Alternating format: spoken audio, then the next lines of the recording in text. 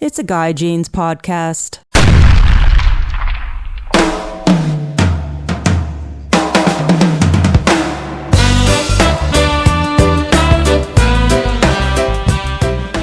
Hey, you guys, welcome to the podcast. This is Guy Jeans. I'm your host. I want to thank you guys for listening to my podcast with all the different guests that I have and their amazing stories. So thank you very much. Remember, if you get a chance, submit a review on iTunes, Spotify, or wherever you get your podcasts. It's much appreciated, and it definitely helps the podcast grow. So thank you guys. I want to thank also my main sponsor, goldco.com. And if you get a chance, make sure to check it out, you guys. It's pretty cool. Go to goldco.com/guy, and you guys can get a significant discount. Check it out, you guys. It's definitely pretty cool. My guest today is Buddy Whittington. Buddy was the guitarist for John Mayall and the Blues Breakers for 15 years. On this podcast, we talk about his early childhood and guitar playing, songwriting, as well as life on the road with John Mayall. He's currently still playing, and he has a new record coming out called Texas Scratch with members Jim Suhler and Jim Simon from George Thorogood and the Destroyers. Plus, there's other great musicians on there as well. If you're interested in guitar playing and learning about one of the great guitar players out there, this one's for you. And again, guys, thanks for listening, and I hope you enjoy.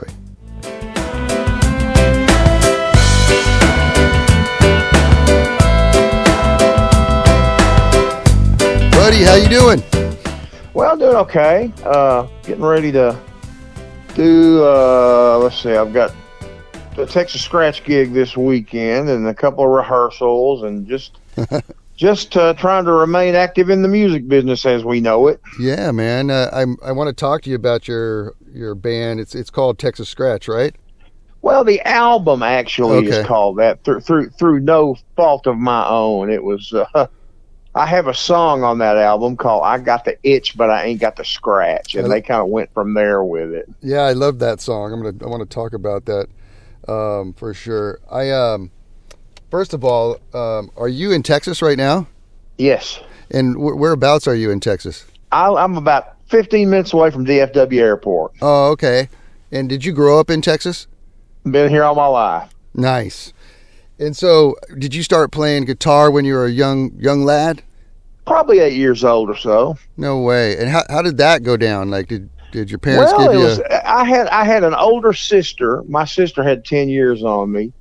And, of course, in 1964, I was 8 years old, and and the Beatles hit, and this, all the British bands started showing up. And besides that, my parents were big into Western swing music and country music, and there was a lot of that going on here, especially like on Saturday afternoon TV. And I would tune into that just to see what kind of guitars the guys were playing, Uh-huh. Even when you were just a little kid, you were just checking out the guitars? Very interesting to me, always has been. And did they finally give you a guitar and you just started going off? Well, the first one I got was a Catalina built by Stella, in, cheap $15 six-string that came from an auto parts store. Nice. And I don't have the actual one, but I do have one just like it. That's so cool. And then you got it. Did you just start practicing like crazy? Well, did the best I could. It was real hard to play. I had to get another bridge put on it to lower the action some because it was awesome. Just killing me, you know? Yeah. I have friends that, play in bands and stuff, and one of my friends, was playing pots and pans, as a drummer before he got his first drum kit, Well, actually, I was interested in drums, actually probably before the guitar bug hit, and I think my parents thought that maybe it would be better off for me to be a guitar player than running around the house banging on pots and pans, Yeah. I've been looking at listening to your songs, and I've been looking at your videos, and quite obvious how talented of a guitar player you are, and your history and everything. Would you mind sharing like what it takes to get to your caliber as a guitar player? Well, all I've ever really done is just tried to stay with it. I've never had any. I mean, I've learned some stuff from some good friends of mine that are really good players and way better than I'll ever be. Uh-huh. But I just I just generally liked it so much that I've always just kind of stayed with it. Uh-huh. You just kind of always had a guitar in your hand and just kept practicing? Pretty much. And listening back in, in the day when I was growing up, we just had records in the radio, Yeah. And a new record had come out, and actually my sis would go out and she'd bring home Led Zeppelin 2, and I'd be in there slowing it down, trying to play Jimmy Page licks, and Yeah, absolutely. You know what's crazy is how much effect some of those old rock bands have had on people, and influenced so many guitar players and whatnot, and all the Texas-based bands as well. Yeah, well, I saw a lot of them. I didn't see them all, but I think I saw Zeppelin 4 or 5 times because they were really? a regular. They were a regular here for 73 to. I think I saw one, maybe 70, 71, then 73, 75. I think I saw them 3 or 4 times. What was it like? What was it like when you saw them, like, for the first time? Well, the sound was not great. I expected it to sound like the records, which it did not. But man, it was like going to the circus or something. They were a spectacle, and and they were all, skinny, good-looking kids that had. I mean, I remember Jimmy had a Les Paul on, his famous Les Paul, strung. It was hung down to his knees, and I thought, man, that guy's got to be hurting his back, trying to play like that. And I remember there was this astonishingly beautiful young woman that was in the wings, just watching every time he would make a move. She was just thrilled to death. I was going, man, I got to figure out how to get a job like this. That's so cool. Any of the bands that you saw stand out like them back in the day? Any other bands that you're just blown away? I saw ZZ Top in '72, and that I missed. There was one show that I missed that all my friends saw, and I don't know how I missed it, but they pretty much. I mean, I charted my course after seeing the early ZZ. You know what I mean? Because go ahead. It just really knocked me out. Yeah, absolutely. And they're Texas-based too, right? Yeah. What is it about that sound that comes from Texas, man? I mean, it's a definite sound, right? I'm sorry, you're breaking up. Say that again. Oh, I'm sorry. I said, what is it about that sound, that Texas sound? It's like that song Texas Trios. It's just the guitar, bass, and drums, and somebody sing it and let's go. Yeah. And when somebody's playing it right and putting the right emphasis on everything, it makes all the difference for me. Yeah, I read somewhere that you played with a whole bunch of people and done a lot of festivals and stuff, but you were playing with John Mayall for a long time. Is that right? Yeah, I was in John Mayall's band for 15 years between '93 and 2008, and we got a lot of festivals in there. Oh my gosh, I bet. And does he live in like the Ventura County, California area? He's in Woodland Hills. Oh, okay. Because did you play in Ventura, like down in the harbor a lot? We played the Ventura Concert Theater quite a lot. Okay, yeah. That's a great venue to see bands for sure. From what I understand, it's, when we used to play there, it was still kind of a fairly the whole town was just really kind of like a country town back then, and now from what I hear, they've got it all gussied up. Yeah, that's a good way to put it. That's a nice way to put it, man. I'm actually here in Ventura right now. Yeah, I love it there. I do too. But yeah, that's definitely it's definitely gussied up for sure. So you're also well, first of all, so did you play in Europe with John? A lot. Did you? What was that like? What are the fans like there? Well, when we first started doing it, in 1993, there was still a real strong blues proponent going on there. I don't think it's quite as much as it was. I don't think it is like that now as much as it was then. But yeah, they were people were just piling in to see us. Of course, not to see us, to see John. Yeah. And I was just fortunate to be along for the ride, but.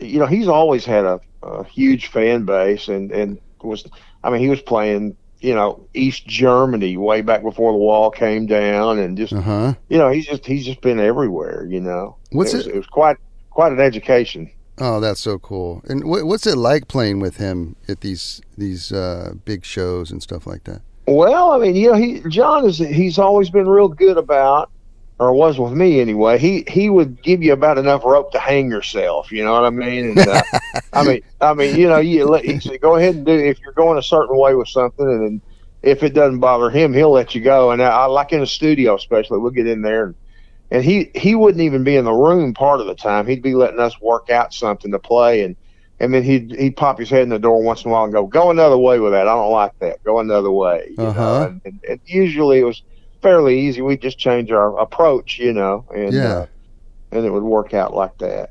What is it about somebody like that like you obviously played with him for 15 years, and what is it about like somebody like that has a band that keeps somebody in the band for that long? I mean, it says something about him, obviously, that he's a good dude and that sort of thing. Is it?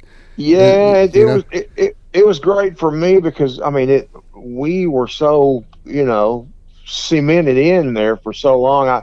I think that's probably what happened toward the end of it when it all started flying apart. Because he had never had a band for that long before. I mean, Coco Montoya was before me, and he was in there for 10 years. And I had met John in Dallas at a place called Dallas Alley. We had a little local band here called the Sidemen, and we opened for John Mayall and the Blues Breakers at a place called Dallas Alley in the west end of Dallas.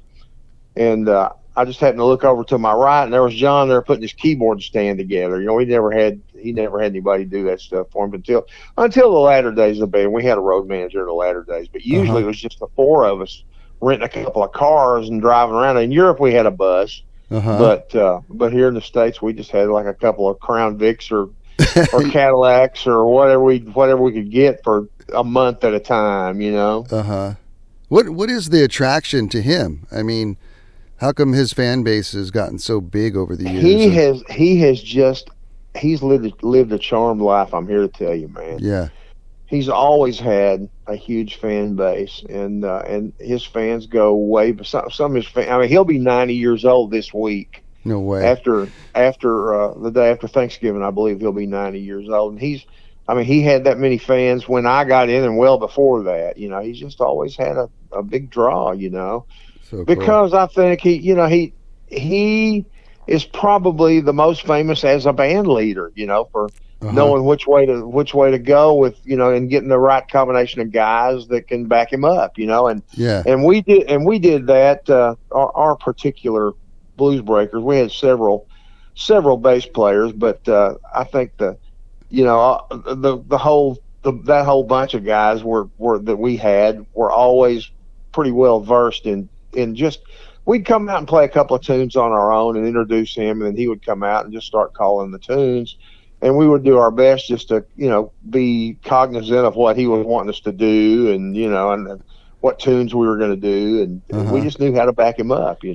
That's so cool, man. And would he just call out tunes out of the blue, like, okay, we're gonna do this well, song? Not usually. We usually had a song list. Okay, most of the time we did, but he might call an audible once in a while, Yeah. But usually he would write a set list out before the maybe sometimes for the entire tour. Sometimes it'd be like if he was having trouble with his voice or something, he would change one where he didn't have so many high notes or something like that, or sometimes we would maybe even change a key on a few things, But we pretty much went out knowing what we were going to do. Yeah, singing out every night, huh? That can get you down, like your voice and stuff. What about you? Would you get worn out playing all the time like that? I tell you what, I would like to say that I did. There were times when I would get tired and be ready to come home, be ready to tie the end of the tour up. But man, it was such a great gig. Just to get out and be able to go out and play all the time for like that. And I was married and had a 3-year-old and a newborn. And we would go out. I think the longest I ever went out with him was for 2 months at a time, and that was long enough to go out. And we missed one day on that. Who were we opening for? Status Quo, and they had a dimmer pack in their lighting rig blow up, and we canceled the gig was canceled that night. So that we missed one night in 60 days of playing. Oh my God! And after that was over, we were ready to check in at the old home 20 for a little while, you know. Yeah, that must be hard, you know, not seeing your babies, you know. It is. Right? It's very hard. Yeah. You know what I mean? I mean, I would come home and they would literally be, you know, physically grown or growing. Totally, you know. Yeah. That's crazy, man. So you songwrite. And you're a songwriter, right? Well, I wouldn't call myself a songwriter. I would like to be a songwriter. I've always got a tune kind of bubbling on the back burner, but I'm not. You know, it's like Jerry Williams used to say: "You're not a songwriter unless you write something every day, whether it's a great song or not. You got to keep writing things to keep the pump primed, you know what I mean? I do, and yeah. I don't do that. I've got a lot of other stuff going on, just trying to keep the whole house running and all that. But I do try my best to write one every now and then. I wish I had a new fresh batch of them. Now the Texas Scratch thing, that album is 15 years old. Oh, is it really? Yeah, me and Jim Suhler drove up to New Jersey. Oh gosh, I don't remember what year would it have been. It's like 15 years. So it was. I think I was still in the Blues Breakers, or just got out. Maybe 2011, 2012, something like that. And we drove up there to record it, and with another label, and then it got put on a shelf for a long, long time, and we finally just gave up on it coming out. I mean, we got paid for doing it and everything, you know, and then after that, it just kind of went away for a long time. And I had 2 or 3 songs that are on the Texas Scratch album that I put out on my own album because I didn't want to see them go to waste, you know? Yeah. And I had an album called Six String Svengali that came out shortly after we recorded Texas Scratch. And since nothing was happening, I put my personal tunes, 2 or 3 of them, out on that record. And then now here we are later down the pike, we're putting the original record back out. So sounds great, man. I'm glad to see it come out. Yeah, and you've, from what I understand, I was looking at the songwriting and whatnot. It looks like you have a couple songs on this record. I think I've either got 2 or 3 on there, and we did. There's the other one I submitted. There's one called Louisiana Cockfight by a gentleman here from Fort Worth named John Netzinger, who is an idol of all us local musician guys around here. You know, in the early '70s, he was on Capitol Records, and he was on Capitol and also 20th Century Records, I think. But he had a lot of tunes out that, and he was a good local draw too. We all went to see him as much as we could.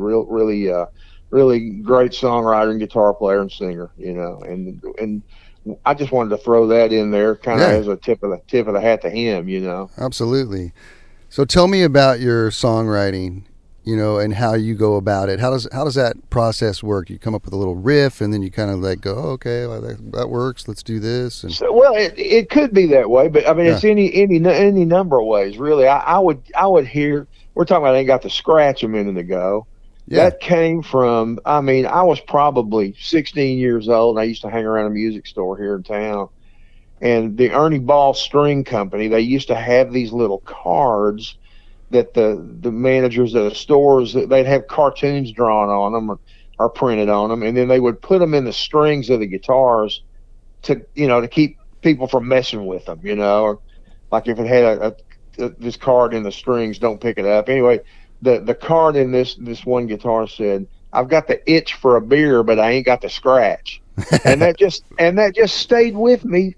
Yeah, you know, until I went one day. I went, I ain't got the scratch. I got the itch, but I ain't got the scratch. You know, and just it could be like that. You know, it could be any number of. You know, you might have heard just a couplet of words or whatever. You know, or something that's on your mind. But it can come any way, really. It hasn't visited me in quite a while, I must say. I got to get busy and try to start writing some new stuff. Mm-hmm. You know, I'm a songwriter as well, and I've found that sometimes there has to be, something that happens in your life that kind of motivates you to, have that approach. Yeah, to, you know what I mean? And then sometimes you just let go blank, and it's like life is good. You don't have anything to write about.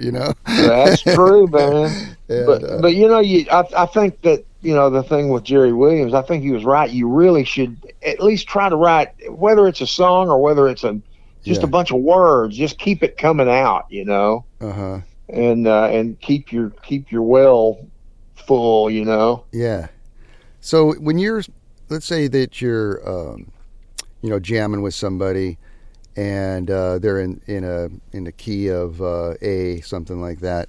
Do you have like a typical and then they're on stage and they say, oh, okay, go ahead, buddy, you solo. Do you have like a set pattern that you're playing, or are you just kind of improvising what you feel when those notes are coming out? How does that work? Well, kind of a combination of both, really. Yeah. I mean, I've got, it's not like I have an unlimited palette of licks, but I can mix them up to where maybe everybody I know hasn't heard them at least 1,000 times. And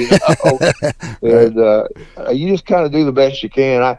I know a lot of guitar players. Well, not a lot, because there's not a lot of them that can pull it off, but especially some jazz guys that I know. It's amazing the vocabulary of things that they have to play, and they don't look at them as licks. They work out of scales, and just the way they approach it. I just don't know that much about music to do that. I should have probably put a lot more attention on learning that kind of thing, but I just wanted to pick it up and play it. You know what I mean? Yeah. And in Texas Scratch is a style, right? Is that what I'm reading correctly? Well, that is, as far as I know, that is ultimate fertilizer, because we've been going over that a lot when we saw that when it came out with the promo for the album. Yeah, that whole Carter Scratch thing, that may be true, but it wasn't true in this instance because it started. I mean, I think because of that Ain't Got the Scratch song, and the owner of the first label that we were dealing with on it, he comes up with this Texas Scratch name, and I said, well, why do you call it that? And he says, well, isn't money supposed to be scratch? And I'm going, well, I suppose so, but it really doesn't make much sense. But we've been running with it, and then that showed up in the promo for the album, and I've been working tirelessly to try to get it out of there, but I hadn't been able to do any good. What? Let's talk about the guys that are playing on this record. We got Jim Suhler, and I hope I'm pronouncing that right. He's a member of George Thorogood, right? Yes, sir. He's been playing guitar with George for probably nearly 30 years, I think, a long time. Where does George come from? Delaware. Delaware, okay.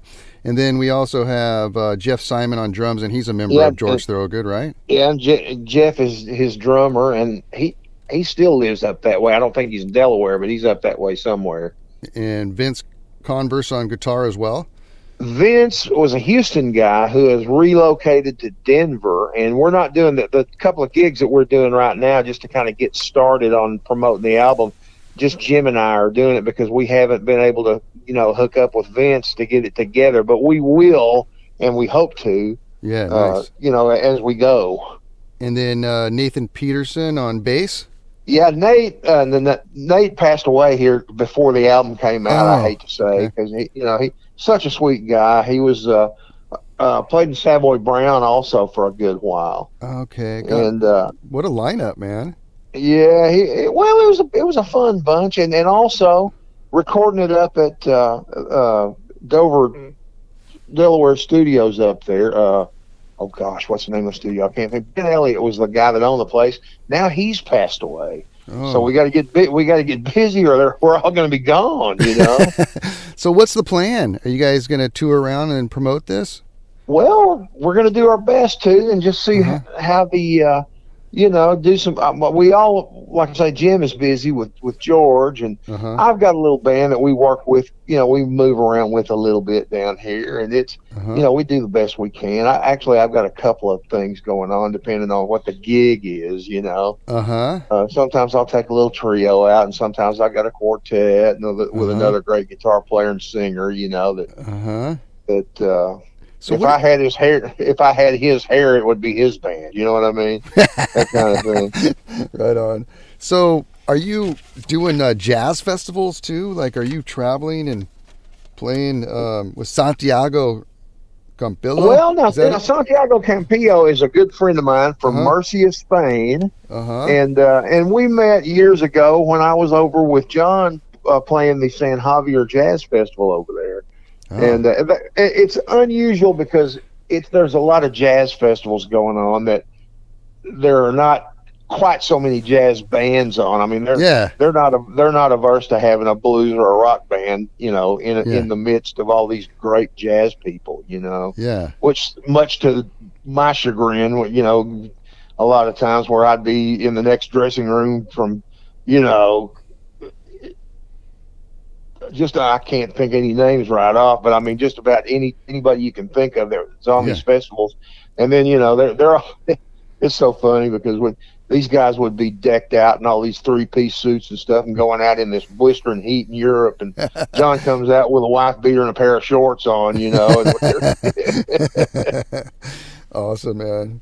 So are you doing any more of those kind of shows, like over in Spain or anything like that? We did one. Santiago called me over in last July, and I went over and we did that one, and we did a few smaller ones while I was there too. But he's just a good friend, and just always tries to get me involved in stuff like that. We've had a lot of fun doing it. Do you get nervous playing in front of people still? Not so much. Yeah. You always want to do a good job. Yeah. But I think not really. I think a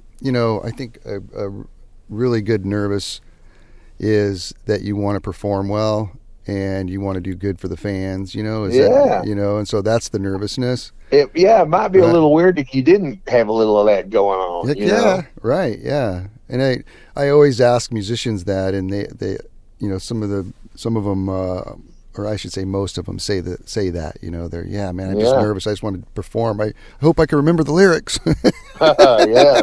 Well, that is as we go on down the turnpike, it's more true every day. Oh, for sure. You see a lot of people that you grew up listening to that have got iPads mounted on their mic stands, Yeah, totally. What's the craziest thing that's ever happened to you, while you're playing on stage? Do you have any like crazy stories of audience members or anything on stage that you can remember, through your career? One time I'm sure there's any amount of things. It's hard to think of anything straight up, but we were at B.B. King's in New York one time, and B.B. himself was there, and he had come out of the dressing room, and he didn't play that night. He was just there for this function that was going on at the club. Cool. And he had stuck his head through the door that led onto the stage, and he's trying to get John's attention to tell him that he was about to leave. And we were all looking at it. He was waving at us, trying to have us get John's attention for him. And we were going, "Hey, BB, how you doing, man? Great to see you. Thanks for coming." Yeah. And he was like, "Would somebody please get your boss's attention for me?" Things like that. Yeah.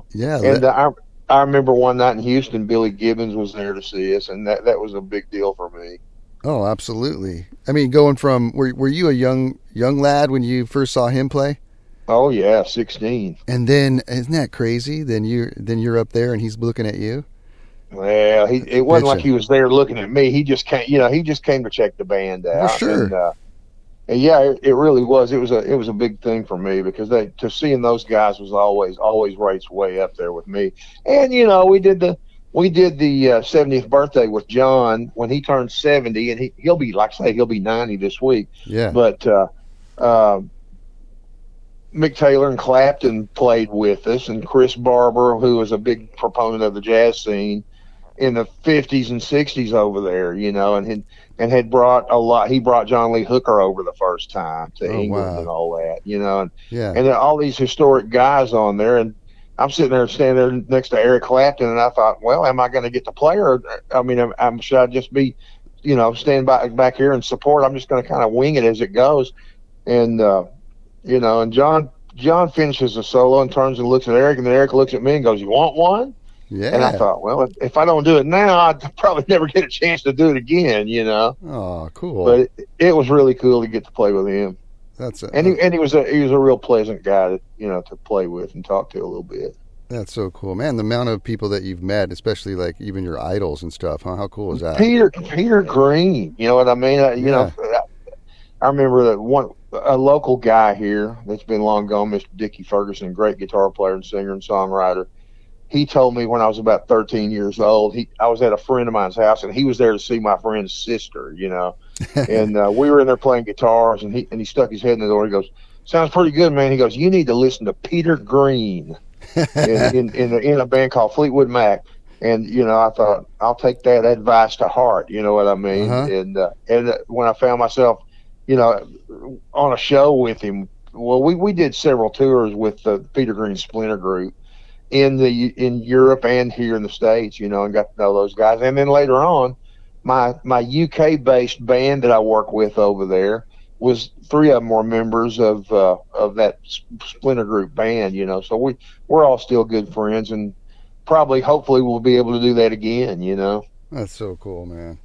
Hey, well, if people want to find this record and listen to it, do you have a site that they can go to, or where can they listen to it? Or it's if you just type in Texas Scratch on Quarto, Quarto Valley Records, put that in the search engine and it'll pop up. Okay. It's available as downloads anywhere, and you can get. There are CDs. I didn't know there were going to be, but there are. I've got a couple of them.